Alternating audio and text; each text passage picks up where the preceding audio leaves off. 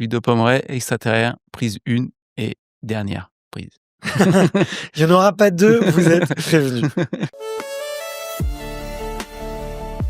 Salut les extraterriens, je suis ravi d'être avec vous aujourd'hui et j'ai un invité tout particulier parce que je pense qu'on m'en parle depuis le tout début de l'histoire du podcast. C'est vraiment une légende vivante du trail et c'est pas peu dire parce que c'est peut-être un des seuls Français qui est content quand on annonce, que l'âge de la retraite va être reculé parce qu'il a eu, plusieurs vies en une, heu et aujourd'hui alors on tait son âge parce qu'il paraît que c'est très indiscret mais en tout cas, il est dans le cercle extrêmement fermé des ultra trailers qui ont remporté, 3 des 4 courses majeures, heu une première en 2016 qui était ici à Chamonix, que vous connaissez tous, l'UTMB. Et il y a eu aussi, la Hard Rock, la Diagonale des Fous et même un doublé à la Hard Rock et peut-être pourquoi pas aussi un un doublé à Chamonix. Sachez en tout cas que c'était le nom le plus répété dans les petits sondages qu'on a fait dans nos micro-trottoirs.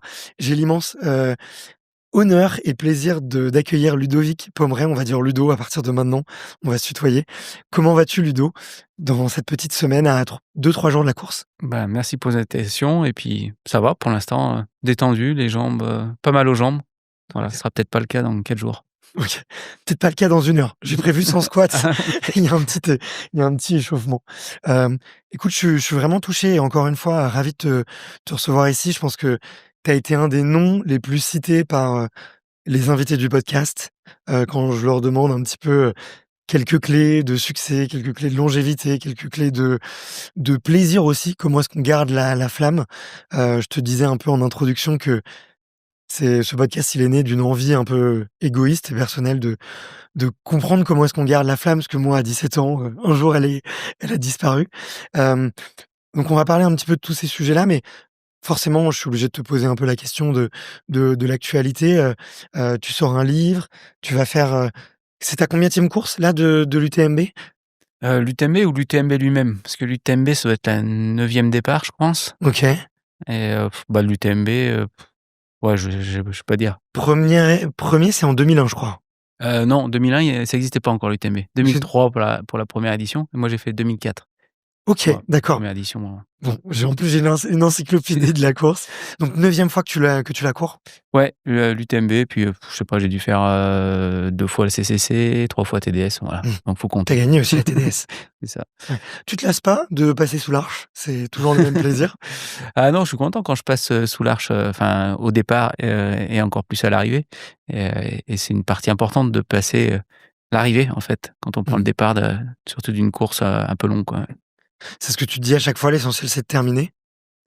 Et ouais, j'ai encore ouais, cette maxime, enfin cette envie de terminer les courses, bah, même si ça se passe mal. Bon, dernièrement, elles sont plutôt bien passées.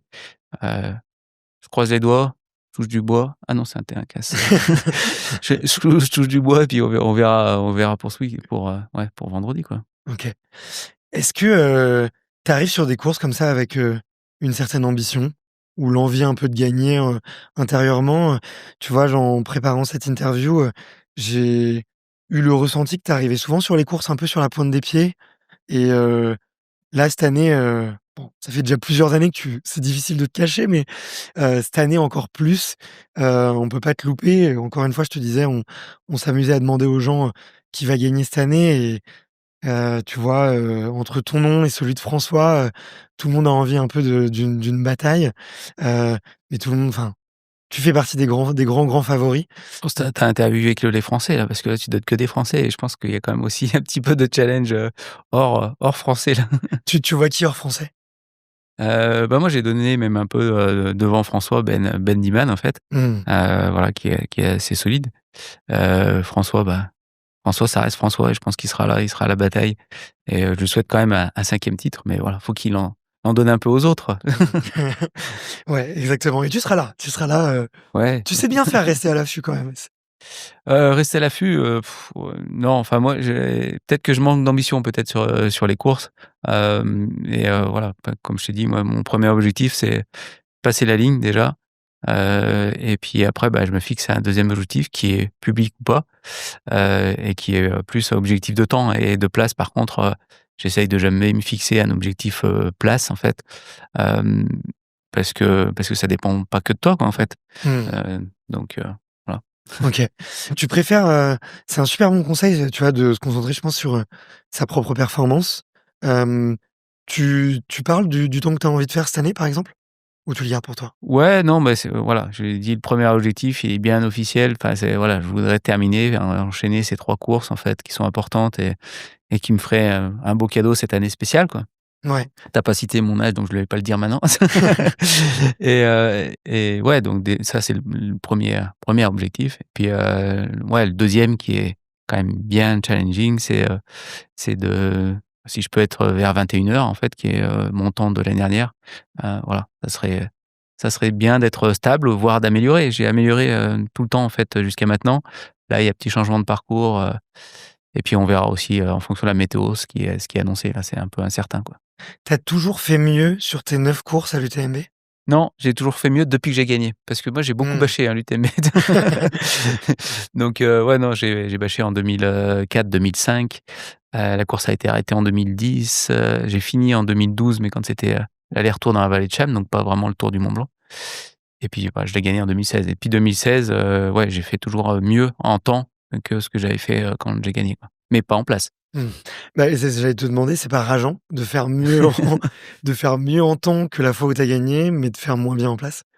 Bah, rageant en fait, c'est que c'est aussi l'évolution du sport, enfin l'évolution de la discipline, la densité, des coureurs qu'il y a. Donc bah, ça pousse en fait un petit peu, tout le sport, toute la discipline qui est très très neuve en fait, Mmh. très récente, et c'est normal, c'est une évolution normale donc non, enfin pas rageant, moi j'en suis quand même satisfait. C'est vrai que j'ai mis longtemps à revenir parce que, bah, déjà cette victoire elle était hyper surprenante, enfin Mmh. vraiment chargée d'émotions et puis je me dis: «Bah, ça devrait pas revivre ça en revenant», donc c'est pour ça que j'ai hésité un petit moment et puis voilà, fallait quand même, revenir un petit peu Mmh. et l'objectif l'objectif initial, bah, c'était de faire au moins le temps que j'avais fait pour gagner, même si c'était 5 ans, voilà. Si là j'avais un petit peu avancé, quoi. Ouais. Écoute, j'étais venu, j'ai un souvenir de toi, alors je sais plus si c'était il y a 2 ou 3 ans et on regardait le classement au premier ravito et je te vois, 30e ou 40e. Puis la course avance. Dis-moi si je me trompe, hein, mais Ça dépend, enfin j'ai couru tout le temps sur une course en fait depuis 2016. mmh, Donc si c'était il y a 3 ans, c'était sur la TDS, il y a 2 ans, c'était sur l'UTMB. c'était il y a 2 ans sur l'UTMB et il me semble avoir regardé une première fois le classement et te voir, 40e, être un peu surpris et puis on fait toute la nuit, on suivait, Gauthier Heriot à l'époque, on avait fait un à chaque ravito, on s'arrêtait, on enregistrait des petits passages de podcast. On était assez contents d'avoir fait ça et puis on regardait le classement et puis à chaque fois, je me disais: «Tiens, tiens, 3 places en mieux, 5 places en mieux, 6 places en mieux» et j'ai combien tu fais finalement ce jour-là? Tu fais top Donc de 5e tu fais 5e, ouais. comme l'année dernière, ouais. En combien de temps? Vers 21:30 je crois. Mmh. Chapeau, fou, heu, Ah mais non, c'est vrai. non, il y a non, non, 21:30 c'était 2021. Non, je fais 21:02 ou un truc comme ça. Waouh. Mais ouais et du coup, je voulais te demander, c'est une stratégie de course de démarrer, tu vois, un rythme, qui est le tien, en fait, tu vois? Et qui où tu te laisses pas emporter justement par, peut-être les jeunes téméraires qui ont souvent tendance à un peu exploser d'ailleurs?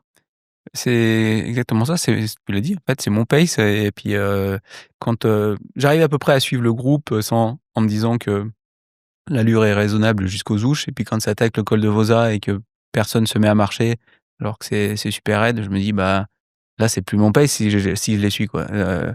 Je suis sûr que dans quelques kilomètres, j'arriverai plus à courir, en fait, des pentes qui sont aussi raides. Donc je préfère être plutôt, ouais, plutôt linéaire, plutôt stable, en fait, dans mon effort que trop baisser sur la fin, même si on baisse toujours un petit peu, quoi. OK. Mais ouais, moi je trouve ça impressionnant en fait, ouais, enfin toute la toute la masse, enfin le nombre de personnes qui partent, bah, pour moi trop vite. Alors c'est pas le cas pour certains, hein, parce qu'ils arrivent à tenir, jusqu'à la fin. Bah, ceux qui font, en Mmh. 20 heures ou moins, voilà, ils ont tenu à peu près le même rythme, jusqu'à la fin. Mais ouais, c'est pas le mien, quoi.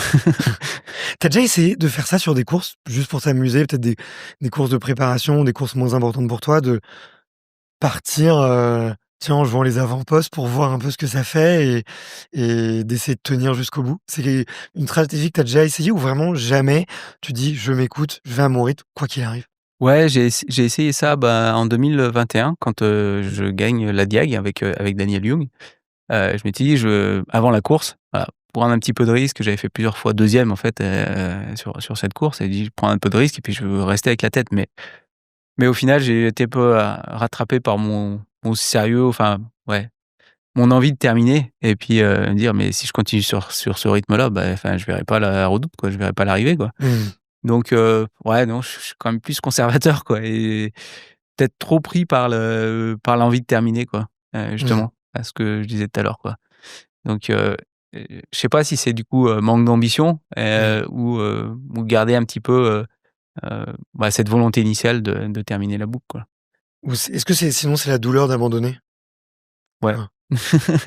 Non, mais C'est ça ça fait ta hantise? C'est ouais, d'abandonner une course? non, mais j'ai eu beaucoup de mal en fait, bah, tous ces échecs que j'ai mentionnés tout à l'heure, en fait, j'ai eu beaucoup de mal à les vivre au début, et puis, ouais, ce qui a fait un petit peu mon expérience, qui m'a forgé un petit peu, dans l'ultra aussi, c'est ouais, de revoir un petit peu ses objectifs, pour, mettre quelque chose de réalisable et bon, définir plusieurs niveaux d'objectifs, mais avoir quelque chose de réalisable, pour justement, bah, être moins déçu, si ça se passe pas comme prévu et prêt à pouvoir revenir plus vite, quoi. OK. Est-ce que, qu'est-ce qui change un petit peu cette année? Est-ce qu'il y a eu des changements de plan, c'est une année particulière, tu as on je te poserai après la question de, tu vois, comment est-ce qu'on enchaîne, de courses à très haut niveau à moins de 6 mois d'intervalle? À 6 combien? semaines, 6 Ouais, si semaines. ouais, ouais, ouais, pardon, excuse-moi. Heu, Tu vois, comment est-ce qu'on enchaîne aussi rapidement? Hem, Pardon pour le le lapsus. Hem, qu'est-ce que tu as, fait différemment cette année ou ces dernières semaines? Bah, donc l'année dernière, j'avais enchaîné en fait, mais c'était, prévu comme ça, enchaîner, la hard rock et l'UTMB, et j'avais repris relativement vite en fait après la hard rock, Ouais. même pas 3 jours après la course en fait, je commençais à refaire des randos et puis, voilà, à retrottiner un petit peu. Hem, j'ai eu beaucoup de mal sur l'UTMB l'année dernière, tôt dans la course, même si au final, bah, je fais un meilleur temps et j'arrive à passer sous 21 heures. Mais, ouais, je me suis dit: «Là, je vais essayer de prendre un petit peu plus de repos». Surtout que l'objectif, c'était, la diagonale en fin d'année, quoi. Je Mmh. devais pas courir cette UTMB, en tout cas heu, pas comme je vais le courir là. Initialement, depuis le début de l'année, je devais faire les 3 courses, mais cette course-là, l'UTMB, je devais le courir avec ma femme. Donc Mmh. comme on avait couru, la Diagonale en 2022 et 23 ensemble, donc voilà, c'était un objectif de couple. Ma femme étant blessée, voilà, la question s'est posée de, bah, si du coup je laissais mon dossard ou pas, quoi. Mmh. Et voilà, ça a été longtemps, l'incertitude et puis, voilà, j'ai recommencé à m'entraîner, dire: «Bah, bon, voir comment ça va» et puis après quand même se décider, bah, à faire ces 3 majors comme tu les mentionnais, dans la même année. C'était un bon défi, un bon challenge à se poser, quoi. Ouais, bah, écoute, Mmh. bravo pour ça. Il y a Ah, très, très peu de attention, pour l'instant, j'ai le dossard, maintenant il faut courir, c'est tout. J'en ai fait qu'1 sur les 3 donc effectivement, bravo, effectivement. on verra ça à la fin de l'année si ça se fait. Non, mais tu vois, rien qu'avoir je trouve l'ambition de le faire, se dire que c'est possible et y croire, personnellement, déjà, je trouve que ça montre quand même, un accomplissement et un alignement personnel assez élevé. Hem, Tu vois, j'ai souvent entendu, des grands coureurs me dire, Heu, faut faire que 2 grandes courses dans l'année maximum, essayer de les espacer, le plus possible, faire, déjà, 1 ultra dans une année, c'est déjà exceptionnel donc en faire 3, heu, je trouve c'est une belle, leçon de dépassement de soi, de confiance, de sérénité. Ou une Heu, belle connerie, je sais pas, faut voir. ah ça, c'est à toi de me dire, hein. Bah, écoute, je te dirai ça dans quelques mois. C'était quoi? C'était du coup, qu'est-ce qui t'a mis un peu ce brin de folie du coup, si on peut l'appeler, Non, mais comme c'est ça, bah, défi, c'est comme ça aussi que j'ai commencé à courir, en fait. C'est avoir un petit peu le défi, un challenge, en fait, de faire des courses, qui paraissent, ouais, presque infaisables, en fait, et qu'il était pour moi au début puisque je les ai pas terminées et ce défi, c'est pareil, c'est un petit peu ça, c'est se dire, «Ouais, bah, je sais ça sera dur, et puis, bah, j'espère que j'arriverai, quoi, ouais, mmh. à le réaliser». OK. Qu'est-ce qui te faisait abandonner au début? C'était quoi? C'était les pieds? C'était la tête? C'était l'estomac? C'était, d'où qu'est-ce qui te faisait bâcher du coup? Alors mon tout premier en 2000, donc c'était pas encore sur l'UTMB, hein, c'était sur une petite course vers chez moi. Je pense que c'est la non préparation, quoi. Mmh. C'est vraiment être, ouais, enfin, être débutant dessus. J'étais inscrit en marcheur, elle m'était dit: «Bah, en marcheur, je peux marcher longtemps, quoi». Enfin, même si Mmh. ça se fait sans bornes la course, je pense que, ouais, je peux le faire et bah, non, en fait, c'est pas pareil. Au bout de 60 bornes, voilà, j'avais une tension trop basse, tout ça, j'ai été arrêté un moment. Je suis reparti puis après, ouais, je pense qu'il y a plus la tête, en fait, que le physique. En fait, j'avais pas de blessure mais voilà, c'était vraiment, ouais, la 1re expérience et j'étais parti vraiment, enfin, en randonnée. Enfin, j'ai les chaussures hautes de rando comme on faisait un peu à l'époque, c'était il y a 25 ans, hein, donc on n'avait pas tout à Mmh. fait, ouais, et on avait un peu des certitudes qu'en montagne, il fallait avec des chaussures hautes, fallait voilà. Ça a Donc changé. ça a changé un petit peu et puis après, sur l'UTMB, donc je suis passé sur, des chaussures basses, basket, mais là, par contre, blessure les 2 années, donc 1re tendinite du releveur, après grosse contracture, que j'ai tenu, enfin voilà, j'ai pu tenir un petit peu dans la douleur, mais pas assez longtemps pour terminer la course, quoi. OK. Je voulais t'amener un petit peu sur ce sujet justement de la blessure parce que comme je te dis, j'ai rencontré 300 athlètes, un peu plus maintenant, dans tous les sports confondus et j'ai fait beaucoup de sports olympiques et une des choses qui m'a marqué, hem, c'est que bon nombre vivent, tu vois, avec une espèce de petite blessure ou des gènes en permanence. J'en suis arrivé à 2 conclusions. La première conclusion, c'est que les sportifs de haut niveau sont extrêmement à l'écoute de leur corps, beaucoup plus peut-être qu'un peu le commun des mortels, si je puis dire, ou en tout cas que les non sportifs, ça c'est sûr. Parce que le corps est leur outil de travail, donc l'écouter, c'est une qualité qu'ils ont vraiment, vraiment développée. Hem, Parfois une obsession, mais ça c'est encore autre chose et la deuxième conclusion que j'ai eue, c'est que, il y avait quand même souvent la notion un peu de souffrance, tu vois? Dans le sport de haut niveau, de pousser le corps un peu à l'extrême. Dans l'ultra, j'ai l'impression qu'il y a un paradoxe que j'arrive pas à résoudre. C'est que d'un côté, vous prenez la notion de plaisir, on retient que les bons moments, on on termine une course, on a envie de recommencer, le but c'est juste de terminer, voilà, tu vois? Il y a un petit côté, Pierre de Coubertin très touchant et en même temps, pour le corps, il y a, je pense, aucune épreuve qui soit aussi difficile qu'un ultra. Toi, ces petites blessures-là, c'est des blessures que tu as gardées avec le temps, que tu as appris à maîtriser avec la tête? Ou c'est des blessures qui sont complètement disparues? Non, ouais, en avec l'âge, en fait, il y a des blessures qui restent, tout le temps et puis des petites douleurs qui sont, ouais, permanentes, quotidiennes, en fait, notamment, enfin, tendineuses pour moi sur les tendons d'Achille. Mmh. Rien à voir avec, ma foulée qui est parfaite, hein. Donc c'est pas lié à mon attaque talon. Non, mais ouais, non, il y a des trucs qui restent et puis, tu mentionnais, enfin, des fois, j'ai eu la question, en fait, sur certains, est-ce qu'il faut être, masochiste? Est-ce qu'il faut aimer souffrir, en fait, pour faire de Mmh. l'ultra? C'est vrai qu'il y a une part de souffrance, il y a des fois vraiment, ouais, c'est difficile, hein, enfin, pendant la course et même des fois après ou pendant les blessures, mais enfin, comme tout sportif.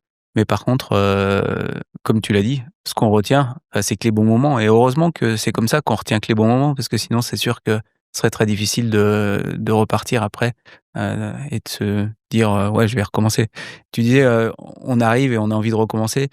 Ah, ça met un petit peu de temps des fois quand même, un petit peu en fonction de comment on termine, Il y a une petite semaine des ça fois. met un petit peu de temps avant de se dire: «Ah ouais, je vais recommencer». Bon là, c'est différent, j'espère arriver, samedi et puis voilà, je sais que j'ai quelque chose derrière, voilà, mais bon, une chose après l'autre, on verra déjà. OK. Est-ce que tu as déjà ton plan pour la ligne d'arrivée et comment tu vas passer la récup et réenchaîner? Moi, je suis un peu combien de temps il y a prévu de récup? Est-ce que tu reprends un peu au feeling quand tu te sens? Est-ce que tu as un nombre de jours? Tu as un super entraîneur avec qui tu t'entraînes depuis plus de 10 ans, Philippe, Philippe Propage, ouais. et est-ce que tout ça est déjà prévu? Non, tout ça est pas prévu. Déjà, on verra comment se passe la course. Mmh. Bah, souvent quand une course est réussie alors qu'est-ce qu'une course réussie? Là est la question. Tu as Quoi? 2 heures, Ludo. C'est Je t'ai ramené une feuille, une copie double et un stylo.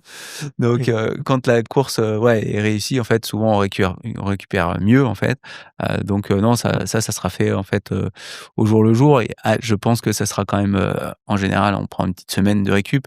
Là, la récup, ma fille l'a toute trouvée parce que, elle est en travaux, en fait, on rénove et étend la maison et donc on doit refaire la charpente. J'ai une charpente, toute neuve qui arrive, lundi prochain. C'est toi qui l'as refait? Donc ouais, on doit poser ça, bah, avant de partir à la Diac donc ça sera la récup, sur un toit donc ça va étendre un petit peu les mollets, tout ça, ça sera bien. C'est comme la récup que j'ai faite, de la hard rock, c'est mon autre fille, Mmh. qui m'avait dès que je suis arrivé en fait, donc la course était on a terminé le samedi et quand je suis rentré en France, le mercredi, je posais du carrelage donc ça détend aussi les quads. Elle me trouve plein de solutions en fait, pour la récup après les courses. Voilà, parce que, bah, voilà, traditionnellement après les courses, c'est une période où on fait rien donc mes enfants arrivent à m'occuper, c'est bon. OK. Et tu vois, zut alors parce que j'avais posé des questions sur l'entraînement croisé, le vélo, le ski de fond. Je crois que l'année Ouais, dernière, tu le disais quoi? bricolage du coup, il y avait pas tu avais pas ça sur J'avais le pas de bricolage. Dans la boîte à outils du sportif, en récup, pour croiser et faire du volume d'entraînement, j'avais pas à refaire la charpente. voilà, mais c'est une bonne PPG aussi, voilà. Ouais, Parce que si ouais. tu me posais: «Est-ce que je fais de la PPG?» bah non, mais par contre, voilà, je fais du bricolage, je fais de la maçonnerie, de la charpente, du bois, bah, voilà. Ça vient là le petit doigt que j'ai perdu en te serrant la main, tout à l'heure? Non, non, OK. Ah ouais, donc tu en plus, enfin, c'est taxant, quoi. Tu vas ça prend de l'énergie, quoi. Tu fais tout toi-même? Parce qu'une charpente, faut être assuré, non? Pour avoir le droit de la refaire? Ou assuré, bah, non, après c'est toi qui prends les risques, si tu as pas de décennale, c'est tout, c'est toi qui, quand tu fais toi, OK. moi enfin avec ma femme, on a construit notre maison, A à Z, sauf le terrassement, et les poses des lauses parce que je sais pas si enfin, on a un toit en lauze donc c'est un peu Ouais, ouais. spécial. Mais sinon, on a fait tout le reste donc voilà, on apprend déjà au fur et à mesure et puis, ouais, on n'a pas de garantie mais on est confiant, voilà, c'est nous qui avons fait et quand, j'ai fait d'autres rénovations, heu et quand on voit des fois comment c'est fait, quand on démonte ou, quand on change, on se dit: «Ouais, on fait pas pire, hein». Voilà, je dis pas que c'est une générale mais des fois, voilà, c'est Sur une maison, c'est quoi la partie où tu prends le plus de plaisir? bah, déjà, c'est de voir l'évolution, ça, c'est de voir construire, c'est de voir grandir, en fait, le projet et c'est aussi de pouvoir, s'adapter et être flexible. Mmh. Quand on le fait soi, en fait, on se dit: «Ah, bah, non, finalement, ce serait mieux si on faisait comme ça» et ça, c'est un luxe, en fait, en le faisant soi. Bon, aussi des fois des contraintes, de pouvoir changer, en fait. Alors que si on le Mmh. fait faire, bah, à chaque fois, enfin, voilà, faut payer en plus. Bien sûr. Donc voilà, c'est quelque chose qui est intéressant. Puis, surtout, il y a une certaine fierté, bah, quand le projet est fini, qu'on en est satisfait. Ça a été le cas pour le moment. OK, Voilà, c'est une certaine fierté de se dire: «Bah, voilà, ça on l'a fait nous, quoi». OK. C'est comme quand tu jardines aussi, quand tu as ton jardin et puis que tu as tes légumes, ouais, Mmh. tu es content. Ouais, exactement, exactement.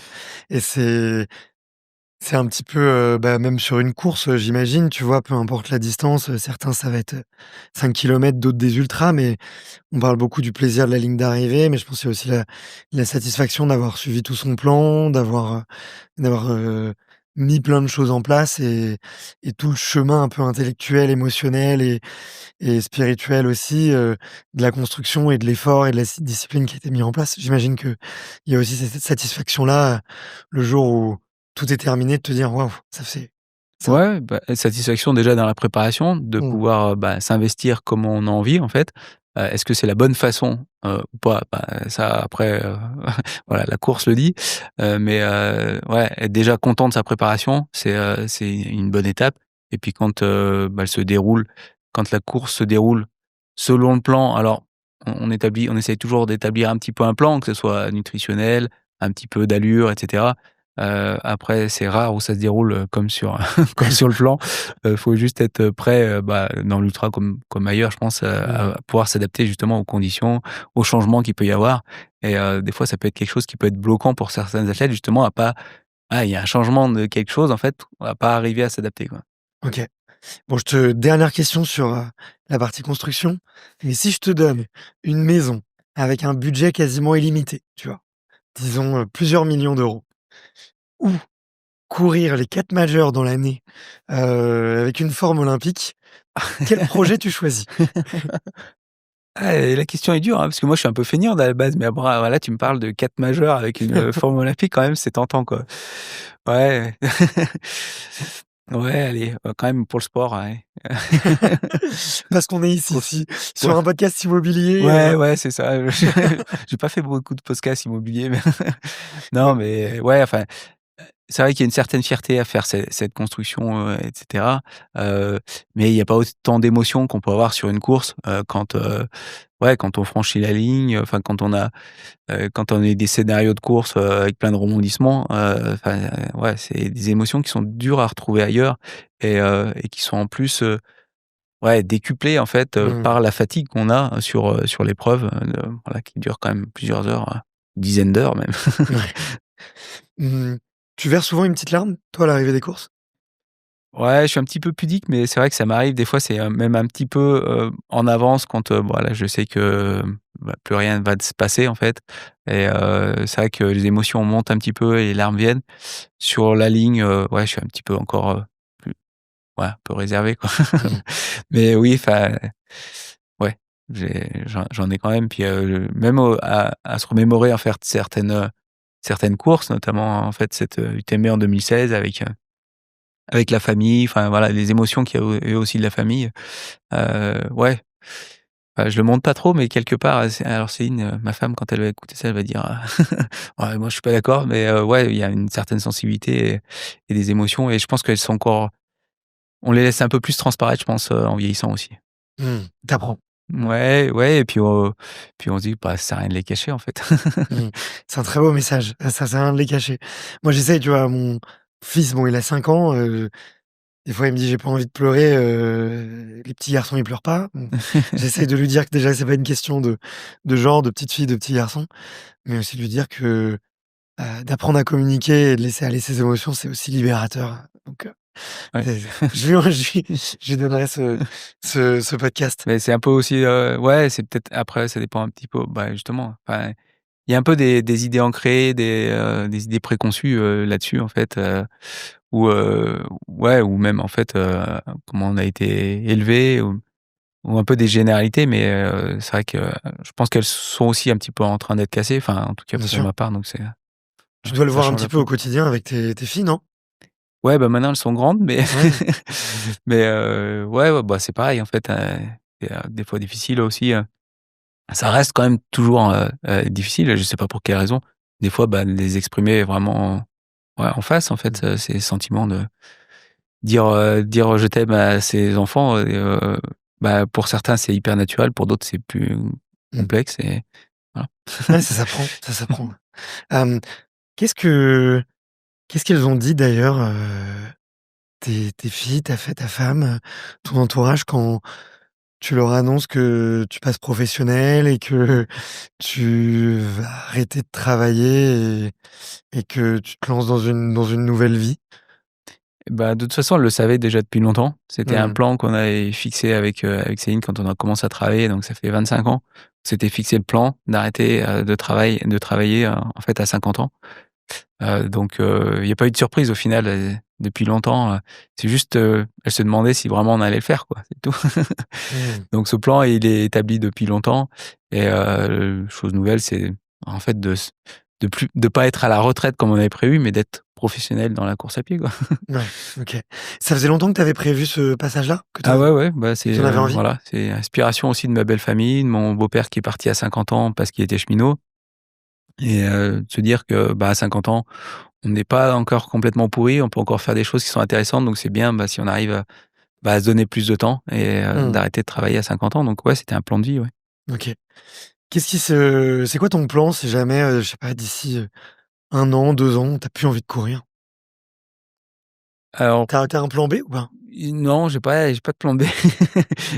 Non, non, je sais pas, enfin, je sais pas si j'aurais plus envie, en fait. Peut-être après courir différemment, peut-être courir moins performance, mais si j'ai la possibilité de continuer à courir et ça peut changer tellement vite que pour l'instant, bah, je suis content de pouvoir encore le faire. Mmh. J'ai l'expérience là avec ma femme, récemment où voilà, du jour au lendemain et ça fait déjà 1 an, elle a pu courir donc j'en profite en tout cas des tant que je peux et je me vois pas en fait arrêter complètement. Bah, après peut-être, être moins voilà, je sais pas, si j'ai moins d'envie en fait, être moins dans la performance, je sais pas.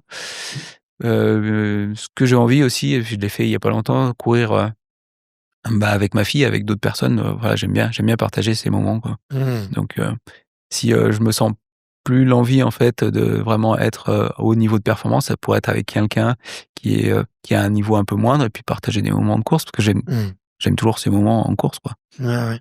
Hem, bon, j'imagine en tout cas que pour tes filles, ça a dû être un drôle de moment quand elles ont annoncé à leurs potes: «Qu'est-ce qu'il fait ton père?» Ton père, bah, il est athlète de haut niveau. J'imagine que les réactions devaient être, un peu cocasses, mais je sais pas comment elles l'ont géré, mais Ouais, bah, après, au c'était pas final étonnant. ça ouais et puis ça change pas tant que ça, enfin, c'est juste que maintenant j'ai plus que cette activité-là, mais voilà, enfin il y a déjà longtemps que je cours et puis, je suis considéré même si, moi je me suis jamais considéré comme ça depuis athlète professionnel depuis, de nombreuses années, quoi. Ouais, OK, OK. Salut, je suis désolé de t'interrompre juste avant de commencer l'épisode, mais j'ai découvert une stat de dingue qui m'a rendu fou sur Extraterrien. En effet, vous êtes plus de 85% à regarder nos interviews, nos épisodes, sans vous être abonné à la chaîne. Et pourtant, s'abonner, c'est probablement ce qui nous aide le plus à aller convaincre des athlètes exceptionnels de venir participer au podcast. Alors bien sûr, si c'est la première fois que t'écoutes Extraterrien, reste tranquille, on te demande rien. J'espère vraiment que tu vas aimer cet épisode. Et bah, si à la fin ça t'a plu, mets-nous un petit commentaire ou un petit axe d'amélioration. On vous lit tous et on répond à tout le monde. Par contre, si c'est la deuxième, troisième ou quatrième fois que t'écoutes Extraterrien, bah ça serait peut-être le temps de t'abonner parce que t'aimes ce qu'on fait. Donc donne-nous un petit coup de pouce en cliquant sur s'abonner et en mettant la cloche. Pour me motiver, l'équipe elle m'a donné un challenge. Si on atteint les 100 000 abonnés, eh ben je m'inscris automatiquement à un 100 km. J'en ai jamais couru, j'ai jamais couru plus qu'un marathon, donc ça sera un vrai challenge et je vais tout documenter sur LinkedIn, sur YouTube et bien sûr en podcast. Donc si jamais t'as envie de me voir courir un 100 km, abonne-toi. Allez, on reprend l'épisode. Puisqu'on parle de plan, c'est quoi ton plan pour vendredi? Est-ce que tu as un plan de course défini avec, des des temps, ce que tu dois manger? Tu dois avec, tu vois, toute l'expérience que tu as, est-ce que le plan maintenant il devient presque automatique ou est-ce qu'à chaque fois il y a encore, plein de choses à revoir, plein de choses à réajuster? Ça fait quand même, 9 fois que je prends le départ de l'UTMB. Le parcours, je le connais assez bien. J'ai fait pas mal Mmh. de recos, enfin, à chaque fois, je fais au moins une reco UTMB. Donc ouais, je connais bien le parcours. Je connais mes temps de passage, du coup, des années précédentes, ce que j'aimerais atteindre. Du coup, bah, ça reste classique par rapport à ce que j'ai fait l'année dernière. Je me base sur mes temps de passage l'année dernière et je dis: «Bah, si j'arrive à rester constant, c'est déjà bien». Mmh. Voilà, après, bah, on va essayer de s'adapter justement, bah, s'il y a des changements. Là, le temps, s'annonce un petit peu différent des autres années, donc on verra on verra bien aussi, et encore une fois, hein, tu vas dire: Mmh. putain, il radote, hein, c'est l'âge, c'est sénilité», non, c'est de s'adapter, aux conditions qu'on va rencontrer. Ouais. Mais oui, il y a un plan de nutrition aussi qu'on a fixé avec mon partenaire NAC. Voilà, je dois prendre, enfin, j'ai prévu de prendre, 60 grammes de glucides par heure sous différentes formes avec, de la boisson énergétique, des gels et voilà. Donc c'est le plan. On Que l'avait du liquide du coup? Entre Ouais, moi gel je et fais liquide, semi-liquide, gel, enfin, vraiment boisson, gel, purée, mais un peu ouais. de salé aussi ou c'est Bah, ils ont aussi en fait un bouillon salé, donc mmh. qui permet de changer un petit peu, de goût en fait et d'éviter un peu limiter un peu l'écoeurement et que j'aime bien prendre aussi tiède, pendant la nuit. Donc voilà, mais ça reste quand même des apports, de glucides aussi.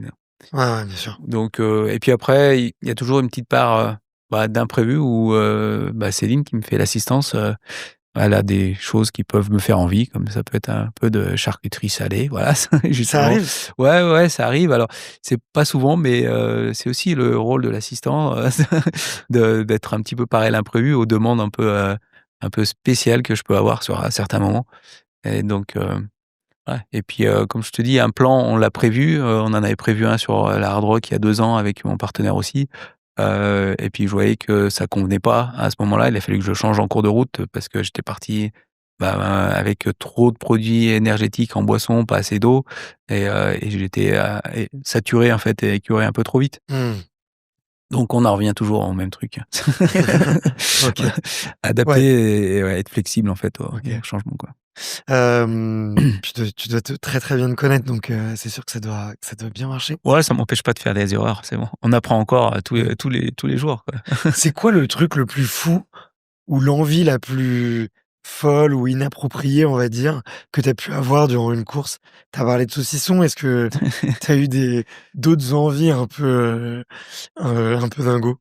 Non, non, non, ça va. Enfin, dingo, non. Après, ouais, c'est des bonbons, je suis assez fan de bonbons, j'essaye de limiter un petit peu, mais voilà, Des enfin des Schtroumpfs, des fraises Tagada, c'est quoi? c'est plutôt les crocos qui piquent, moi, c'est mais bon, ouais, mais non, enfin, c'est pas dingue, hein, comme comme envie. Non, j'ai pas eu d'envie, enfin, je crois pas, faudrait demander à madame, mais Mmh. on a vu, bah, hier, j'ai fait un autre podcast, où, on voyait un ravito où quelqu'un mangeait des huîtres.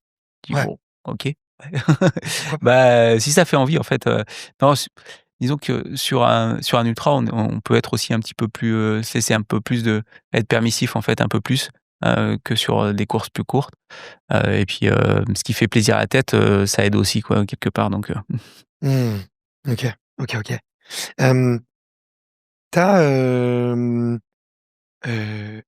tu le travailles un peu cette partie, gut training et tout? Moi, j'ai l'impression que c'est hyper dur et c'est un peu ce qui me fait peur déjà moi, je suis monté jusqu'à 55 kilomètres, tu vois? Et j'ai l'impression qu'au-dessus, j'aurais tout qui se déréglerait un petit peu. Comment ça se bosse? Comment ça s'entraîne? Est-ce que c'est que l'expérience? Est-ce que c'est en faisant des expériences un peu folles, en testant des trucs bizarres? Comment ça s'entraîne avec le temps? ouais, bah, le protocole, en fait, bah, on le travaille un petit peu en entraînement et puis surtout, Mmh. en fait, sur les courses de préparation. Parce que ça sert aussi à ça en fait, on se fixe quand même, bah, traditionnellement on se fixe des objectifs, majeurs en fait, dans la saison et puis des sous-objectifs qui servent, de préparation, justement à ça parce que, s'entraîner, à l'entraînement avec son protocole alimentaire et en course, bah, c'est pas pareil. On n'a pas le stress d'une course et cetera Mmh. ouais, c'est majoritairement entraînement et puis course de préparation. OK. On essaye de le travailler. Après, tu parlais de gut training, je travaille en fait, enfin, je vais des fois courir, juste après avoir mangé justement pour supporter un petit peu l'inconfort qu'on peut avoir à être en digestion. Ce que j'ai pas fait encore justement, c'est essayer de quand on parle de gut training, on parle aussi en fait d'essayer d'adapter son corps à prendre plus de carbs, plus de glucides, voilà, en montant aussi, en entraînement, pour préparer. Ça, je l'ai pas fait, j'ai pas fait cette contrainte-là pour, essayer de passer à plus. En fait, je sais que ce que je prends actuellement, 60 grammes de glucides, voilà, je gère assez bien, en fait et j'ai pas de gros problèmes gastriques. Alors, je dis pas que sur 160, des fois je vais pas aux toilettes ou enfin, Mmh. on n'a pas des petites douleurs, mais enfin, jusqu'à maintenant, ça c'est passé, quoi. OK. J'ai essayé de monter un petit peu plus dans une course de préparation en Turquie. J'ai essayé c'était à 50 bornes, ouais, un peu plus, je crois et j'ai essayé de monter, ouais, voir si je montais à 85, en fait, ce que ça me faisait. 4 heures, ça allait et puis après 4 heures, j'avais un petit peu le ventre qui était tordu donc mais Mmh. j'avais pas fait de préparation spécifique pour ça. Voilà, ça pourrait être essayer de le faire. Pour l'instant, je pense que, voilà, à mon rythme, à mon niveau, 60 grammes, ça a l'air de OK. suffire, en fait, pour regarder, en tout cas, un minimum suffisant d'énergie. C'est la, mesure que tu regardes, quand tu parles d'entraînement, tu te dis: «OK, je vais courir 3 heures, du coup, je vais, me faire 180 grammes», grosso modo et tu vas essayer de les lisser? Ou est-ce que tu vas essayer d'être plus précis dans cet entraînement-là, tu vois? Avec, Ah, en entraînement, je suis pas je pense que j'ai aussi de la marge de progression en entraînement. En fait, je m'alimente assez peu et mmh, je prends, ouais. Alors je dis de le tester, mais je le teste, plus rarement pour moi, en fait, en course, en mmh, entraînement qu'en course. Donc ouais, c'est quelque chose que je devrais faire, en fait, mais je le fais pas en entraînement, quoi. Souvent, OK. j'ai fait, quand j'ai fait des recos avec Céline ou même seul, des fois, ça m'arrivait de faire 10 heures et j'ai peut-être mangé, je sais pas, 150 grammes de glucides quoi Waouh! sur 10 heures quoi donc Mais tu es pas KO le lendemain? ouais, ouais, je sais pas. Non, c'est vrai que, on récupère mieux si on a bien mangé mais ouais, je sais pas, OK. c'est aussi en fait, c'est des quand on avait fait en fait aussi un petit peu en autonomie, bah, ouais, on porte un peu moins quoi. Donc Mmh. C'est sûr. C'est de l'énergie récupérée ailleurs, on va dire. OK et bah, écoute, merci de partager ça, tu vois? Heu, j'entends de plus en plus, tu vois, que ça se professionnalise énormément au niveau de la nutrition, que c'est fondamental aussi et j'ai l'impression que tu as une approche un peu plus empirique, tu vois? En t'écoutant et en essayant de faire un peu toi, ton propre plan sans trop écouter les grands ouais, j'essaye d'écouter quand même un oui, petit peu, oui, ouais, j'ai un partenaire qui me conseille là-dessus. bien sûr. J'essaie de l'écouter, mais ouais, il faut pas se dire, «Oui, j'ai lu en fait, que, je crois que c'est Caleb qui prend 120 grammes par heure» ou un truc comme ça sur la western ou Mmh. sur les courses en fait de Leadville, je crois. Ça doit être quelque chose comme ça. Je dis: «Ah ouais, mais c'est ce qu'il faut faire pour performer». Il faut, déjà, faut les supporter. Enfin, il y a plus de risques en Mmh. fait au final à essayer d'augmenter, plus la prise de glucides, donc il y a plus de risques, à être malade et au final à bâcher que de gains au final. Est-ce que vraiment, heu, sur, sur un ultra, enfin sur la vitesse quand on sur un UTMB, c'est quoi? C'est 8-9 kilomètres/heure, la moyenne, enfin Mmh. même des meilleurs. Est-ce que vraiment on a besoin de 120 grammes de glucides par heure, quoi? Mmh. Je sais pas. OK. Comment on peut mesurer d'ailleurs son vrai besoin? C'est au ressenti ou est-ce qu'on peut, je sais pas, se faire, des prises de sang pour voir, jusqu'à combien on peut absorber? Bah, moi, c'est une vraie question, c'est, est-ce que si j'avais un plus haut niveau de glucides, en fait, je serais plus performant? Mmh. Quand je suis arrivé chez NAC, voilà, j'avais testé un peu les produits avant quand même, mais je savais pas comment j'allais réagir en fait aux prises de produits. Donc j'ai fait mes 2 premières courses avec, un patch comme en fait ont les diabétiques pour, mesurer en fait ton niveau de sucre, dans le sang. Voilà et puis tu pouvais monitorer un petit peu comme ça, quoi. Mmh. Mais, voilà, sans avoir vu, bah, tu vois un petit peu en fait, un petit peu des vagues quand même, mais j'ai pas fait d'hypo et cetera. Mais est-ce que si j'étais plus haut, je serais plus performant? C'est une question que je me pose et je sais pas si en fait en si j'augmente mon niveau de sucre, en fait, est-ce que je peux, aller plus vite? Je sais pas. Je sais pas si c'est lié, je pense pas que ce soit forcément corrélé, quoi. OK. Tu as, un petit, enfin, tu as été ingénieur.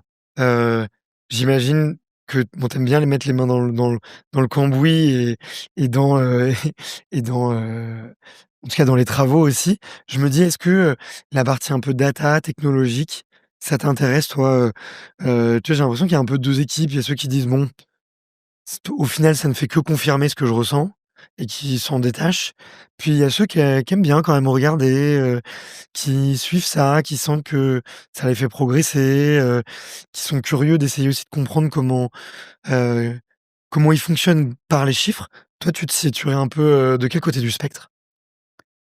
J'aime bien quand même regarder un petit peu, ce que j'ai fait après une course, par exemple, Mmh. voir un petit peu les allures, dire et voir un peu, alors j'utilise pas pour mes entraînements, par exemple, le brassard que j'ai de mon C'est partenaire. vrai? Ouais. Je travaille pas avec les zones, en fait, OK. donc je connais pas mes zones. C'est ce que Mmh. je disais à Mathieu On connaît avant on la connaît pas le seuil lactique, de Ludo, non, non, je connais pas, mais voilà, moi je me base en fait, sur la sensation et mon coach, aussi, un petit peu vieille école, enfin voilà, me fait travailler avec la sensation. Je sais pas si avec d'autres athlètes, ils travaillent autrement, mais c'est sur le ressenti en fait. Mmh. Donc j'utilise une partie de mes datas, moi j'utilise, mon partenaire en fait, Coros a aussi une appli en fait qui permet de voir un petit peu tes évolutions, enfin ta charge d'entraînement et cetera. Donc voilà, je regarde un petit peu aussi des fois ça m'intéresse pour le sommeil en fait, ou quand j'étais sur la hard rock, sur l'acclimatation à l'altitude et voilà, voir ta saturation. Mais vraiment dans l'entraînement pointu, les séances, ouais, j'utilise pas les données, quoi. OK. Voilà. Mais et je trouve que c'est d'autant plus important en fait, je pense sur un ultra de aussi, en fait, d'être capable alors les données, ça peut aider, mais d'être capable de faire à la sensation, quoi. Mmh. Ouais. Et j'en discutais, avec Mathieu, avant la hard rock qui me parlait, ouais, bah, moi quand j'ai connu mes seuils, du coup, bah, je me rendais compte qu'au final je pouvais aller plus haut, tu vois? Avant d'être, sur mon premier seuil et ça m'a permis de pousser un petit peu plus. On en a parlé un petit peu, et c'est pour ça qu'il était surpris que je connaisse pas mes seuils. On a parlé avant le hard rock et je lui dis: «Mais à la hard rock, tu es sûr que tes seuils sont toujours valides? Parce que, on est à plus de 3000 mètres d'altitude. Est-ce que l'altitude, a un impact sur ça et comment tu vas le gérer, en fait, si tu as pas l'habitude de courir à la sensation?» Donc au final, j'en ai pas reparlé après avec lui. Savoir si, Ça s'est si moins bien d'après passé que toi, je crois. ouais, bon, ça va, c'est Ouais. bien passé. C'est vrai qu'il a l'air d'un bon, j'ai aussi un petit peu souffert sur la fin de course, mais ouais, il a l'air d'avoir eu, aussi du mal en fin de course, mais j'aimerais bien débriefer de ça, savoir s'il s'est fixé, s'il est resté dans ses zones ou s'il est basculé sur, plus, la sensation, quoi, pour gérer cette course. Mmh.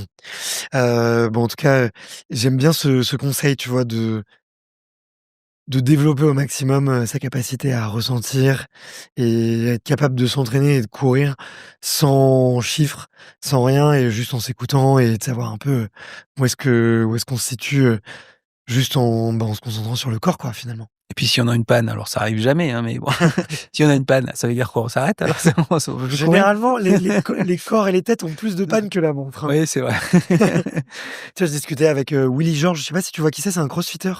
C'est le plus grand crossfitter, français, qui a été, plusieurs fois, aux CrossFit Games, qui a même gagné des épreuves aux CrossFit Games qui sont un peu les championnats du monde de CrossFit. Hem et heu et il me disait en se marrant, il me disait: «Non mais le pire outil du corps humain, c'est la tête, les jambes, les bras, les montres, ça craque toujours après la tête, hein. C'est quoi qu'il arrive» et j'aimais bien un peu cette petite métaphore-là, en tout cas, je la trouvais pertinente. Ouais, ouais, bah, la tête, c'est aussi, quand même important dans un Mmh. ultra. On n'a pas parlé de la préparation mentale et Tu fais? tout ça, mais non, j'en fais pas avec, enfin, j'ai fait 2 séances à une période qui était un peu compliquée dans ma vie, avec un collègue de boulot, mais non, sinon j'en fais pas. Enfin, c'est pas tout à fait vrai parce que des fois j'essaye quand même de travailler un petit peu avant la course justement, quelles sont mes motivations et puis, qu'est-ce qui, dans les moments durs, me feront sortir de voilà, de ces pensées négatives Mmh. donc quelque part, j'en fais un petit peu indirectement et par rapport à ouais, à l'expérience que j'ai et aussi, en fait, au fractionnement de la course, voilà, c'est aussi une part de préparation, mentale Bien sûr. ouais, pas avec quelqu'un disons. J'ai pas de OK. préparateur, mental. Qu'est-ce que tu te dis dans les moments durs? Est-ce qu'il y a des phrases qui reviennent souvent? Est-ce qu'il y a des astuces, qui reviennent souvent? Heu, je peux te dire un peu, les miennes. Des fois, tu vois, c'est fixer un point, j'aime bien fixer un point, ça m'hypnotise un peu. C'est une technique d'auto-hypnose qui est très connue. Tu vois, c'est de fixer un point et si tu fixes un point, même en courant, en fait, le reste devient un peu flou et finalement tu arrives à un peu oublier donc ça, c'est une des techniques qu'on peut apprendre. Alors c'est très momentané, tu vois? Tu peux aussi te répéter que tu que tu cours sur de la moquette, tu vois? Pour oublier que les pieds te font mal, tu peux t'avoir c'est un peu ces petites phrases ou moi j'ai des phrases aussi un peu, de: «Trouve du confort dans l'inconfort». Oui. «Débrouille-toi, trouve du confort». Ouais, bon, moi j'en ai un que je disais à Céline en fait, quand elle avait des fois des crampes ou des trucs comme ça, je dis: «Beh, voilà, ça te tient compagnie, enfin la douleur te tient compagnie donc tu es pas toute seule». Bon, c'est pas forcément des fois elle apprécie pas bien comme ça. Celle-là, on me l'avait jamais fait, hein. Mais ouais, mais après, non, bah, tu parlais de fixer, moi ça enfin, mais ça c'est pas vraiment quand enfin si, c'est aussi quand, je suis dans le dur, c'est de fixer des objectifs qui sont réalisables et je parlais de découpage tout à l'heure, saucissonnage, je disais, c'est une des choses qui est ressortie de ces discussions avec mon pote, du boulot. Hem, c'est de découper en fait, ta course en choses réalisables et ça peut aller vraiment à très court terme. Moi, ça m'arrive des fois de fixer l'objectif, jusqu'au prochain caillou qu'on voit en fait. On se dit: «On va Mmh. courir jusque là» parce que ce pas-là, il est réalisable et que, bah, se projeter sur l'arrivée, c'est bien trop loin quoi Mmh. c'est rendre, chaque pas un peu plus, réalisable et si on se fixe, plus court terme, voilà, c'est un petit peu plus facile et sinon pour les pensées négatives, comme je t'ai dit, des fois tu travailles un petit peu en amont, dire, «Ouais, pourquoi je suis là sur cette course?» et puis après, tu arrives à faire une liste et puis, faut qu'elle soit prête à sortir au moment où justement tu en as besoin mais pendant la course, tu vas peut-être en trouver d'autres Mmh. et ça, je je vais pas te donner les miennes, en fait, c'est que chacun doit trouver les siennes Mmh. et trouver aussi, ouais, ça fait partie un petit peu préparation mentale, c'est aussi une part de la motivation, quoi, en fait, Mmh. pour courir, quoi. Ouais, bien sûr. C'est de la recherche de soi, tu vois? Moi, j'aime bien demander quand même aux autres parce que des fois, ça me donne des idées dans la formulation. Je pense que je suis un être un peu littéraire, un peu linguistique, sinon j'aurais pas monté un podcast basé sur l'échange, mais les mots ont leur importance et donc j'aime bien faire exprimer les mots, aux invités pour, moi, me projeter parce que des fois, une formulation me touche, mais n'est pas parfaite et du coup, tu vois, c'est pour ça que j'aime bien, tu vois, demander et avoir toi tes propres mots parce que les mots ont beaucoup de sens. Est-ce si on revient à la course, est-ce que toi, il y a un passage que tu redoutes? Justement parce qu'à ce moment-là, tu sais qu'il y aura, un petit peu plus de pensées, un peu plus de choses à gérer ou parce que c'est des passages qui ont été durs par le passé? Heu, bah, ouais, à partir du départ jusqu'à l'arrivée à peu près. Non, le départ, c'est toujours un moment où, en plus sur cette course-là qu'on va faire, sur UTMB qu'on va faire dans quelques jours là, ouais, c'est un petit peu en fait, il y a pas mal de coureurs qui sont quand même fermés, liés justement à tout ce qui est autour de cette course, un petit peu la pression et médiatique et sponsor et du fait que, bah, ils sont quelque part un peu professionnels, que c'est un objectif qui est important, pour tout ce qui entoure. Du coup, ouais, c'est un peu tendu en fait, ces débuts de course, donc c'est bien quand, voilà, quand c'est parti et ouais, Mmh. début de course, c'est aussi ce moment en fait d'attente, avant la course en fait qui est pas le plus agréable, quoi. Mmh. Mais après pendant la course, moi je connais suffisamment bien le parcours, on sait qu'il y aura des moments difficiles, hein, bah, ça m'est arrivé qu'une fois d'avoir une course où tout se passe bien, il y a pas de moments difficiles et voilà, on est un c'est un mais ça m'est arrivé une fois en 25 ans donc Mmh. donc c'est difficile. D'ailleurs en fait, j'organise des stages avec un de mes partenaires à Valloires, hein, plus Sport Factory et j'avais un athlète qui était venu, s'entraîner avec nous et qui faisait la Diag après c'était l'année où on était avec, Céline sur la Diag et on revoit cet athlète en fait qui était, à 30 kilomètres de l'arrivée. Il me dit: «Oh j'en peux plus, j'ai mal aux jambes», tout ça. Je dis: «Mais tu t'attendais quoi en venant sur cette course, tu pensais que tu allais pas avoir aux jambes tu allais terminer la course, tu allais pas avoir mal aux jambes?» Et je sais pas, je pense que ça lui a mis un petit déclic, puis après il a fini pratiquement, 1 heure devant nous, je crois mais c'est juste se dire, ouais, faut être prêt en fait à Mmh. ce que tu vas endurer, enfin, voilà, Mmh. faut pas se dire, «Ouais, tout va se dérouler nickel, je suis préparé», tout ça. Non, bah, il y aura des moments durs, quoi et ouais, faut être prêt à ça, quoi Mmh. C'est ça que tu et viens chercher et ouais et puis c'est marrant, en fait, de voir ce déclic, en fait, qu'il a eu et au final de faire terminer la course, mmh. beaucoup mieux alors que là, enfin, il était en train de marcher sur une portion plate, quoi et puis après il s'est remis à courir et on l'a plus revu, quoi. Ouais, mais tu vois, je trouve que c'est une partie de la préparation mentale, c'est aussi se faire, de visualiser, d'anticiper tous les moments qui vont aller mal et d'avoir des outils ou des astuces plus ou moins complexes, plus ou moins naturels pour, passer ces moments-là, quoi qu'il coûte que coûte. Que ça soit penser au prochain caillou ou que ça soit, s'imaginer, marcher sur des ressorts, j'en sais rien, ou avoir quelqu'un ou manger un bout de saucisson pour, changer de goût. Je pense que, tu vois, préparer ça, en tout cas, préparer ces moments de zéro, je pense que c'est une des grosses clés du succès parce que moi, ce que je remarque en discutant avec des amateurs ou des pros, c'est que tout le monde passe par des périodes de: «Putain, mais qu'est-ce que je fous là? J'ai C'est envie juste. d'arrêter». C'est juste, ouais. Donc il y en a qui écoutent et d'autres qui écoutent moins, quoi. C'est Bah, les avoir préparés, ça te permet de t'en sortir plus vite, voilà.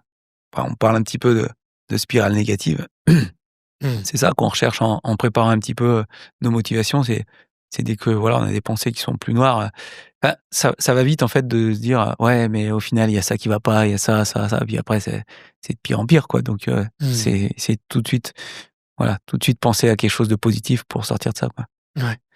Hem, tu toi, sur quel type de météo tu te sens le plus à l'aise? Il y a une météo on a eu Pas celle des qui arrive. OK. Non, Il y a eu des UTMB très chauds, bah, je préfère avoir, des conditions plutôt chaudes qu'en principe, j'arrive assez bien à gérer quand on peut s'arroser tout ça. Alors, c'est pas tellement la mode américaine où, on a de la glace sur tous les ravitaillements, on peut se mettre, de la glace. C'est Mais, vrai? Ouais. ouais, ça c'est un petit peu, plus américain quand même. Ici, c'est pas souvent on arrive à trouver de la glace. Alors l'assistance, quand c'est un ravitaillement assisté, peut nous fournir de la glace, mais, sinon c'est pas quelque chose qu'on a à disposition. Alors qu'aux US, c'est monnaie courante, mais Ouais. voilà, pas que dans la Et course ça à t'aide, pied, en fait, toi? il y en a de partout de la glace. Je sais pas Ouais. si tu as déjà été aux US, mais C'est vrai, c'est vrai, c'est vrai. Il y a la clim ouais, partout, c'est ça. Distributeur de glace dans tous les hôtels sinon, ouais. mmh. C'est très marrant, ouais. Donc j'arrive un peu mieux à gérer quand je ouais, quand, enfin pas mieux à gérer, peut-être un petit peu mieux que certains, voilà la chaleur. Après, la pluie, bah, ouais, je suis quand même pas, je suis pas grand fan quoi en fait, du froid, mais on fera avec parce qu'a priori c'est quand même ce qu'on va avoir, cette semaine. Ouais. Bah, ouais, s'il pleut et qu'il fait froid, ça va être sympa la nuit. Bah, c'est surtout, alors froid, en fait, on arrive à gérer avec les couches, tout ça, mais c'est L'humidité. quand c'est l'humidité, en fait, quand il pleut.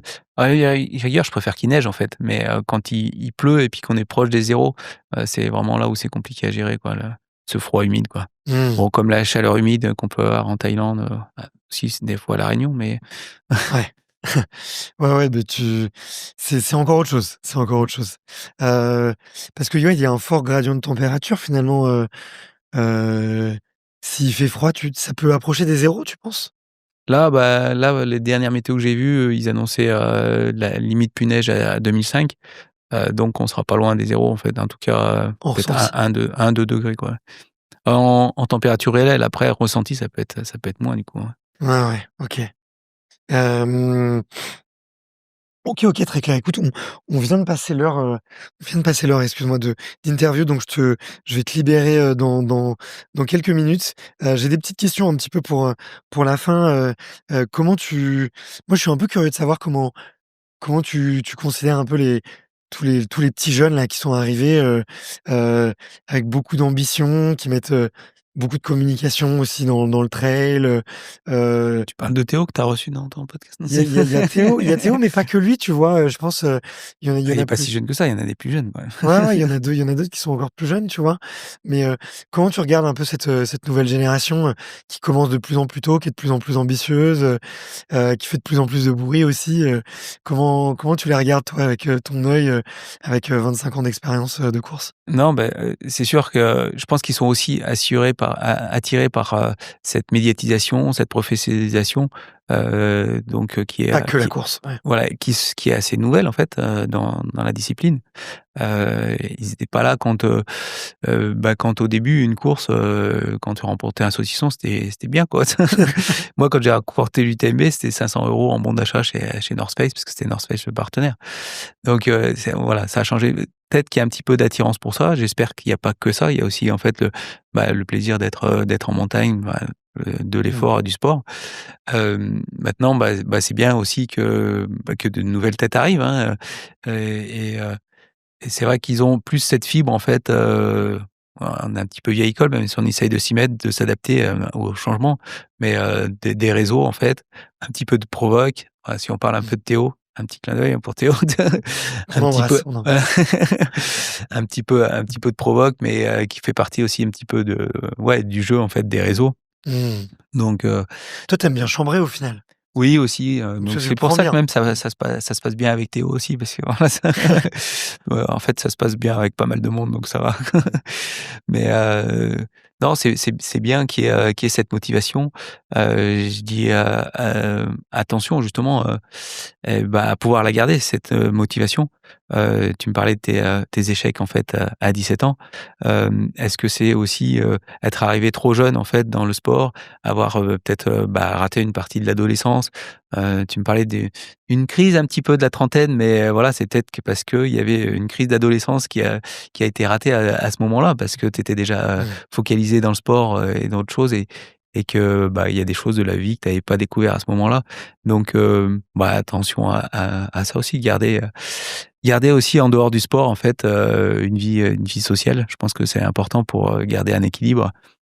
Donc, voilà, je sais pas si ça Mmh. répond un petit peu à ce que je te disais. J'ai une partie de ta réponse et c'est vrai qu'il y a un petit peu un risque. Alors moi, Théo, il a passé ça, hein, Mmh.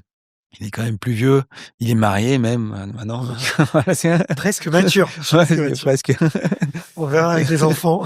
Mais c'est vrai qu'en arrivant très jeune dans le sport, il y a ouais, on peut rater, des choses et qui fait que, bah, ça va peut-être pas durer très longtemps parce que justement on a raté quelque chose, à l'adolescence, quoi.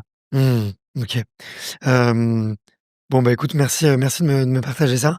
Heu, Quand on a eu, autant de victoires et autant de grandes courses, heu, c'est quoi les futurs objectifs? C'est quoi les futures ambitions?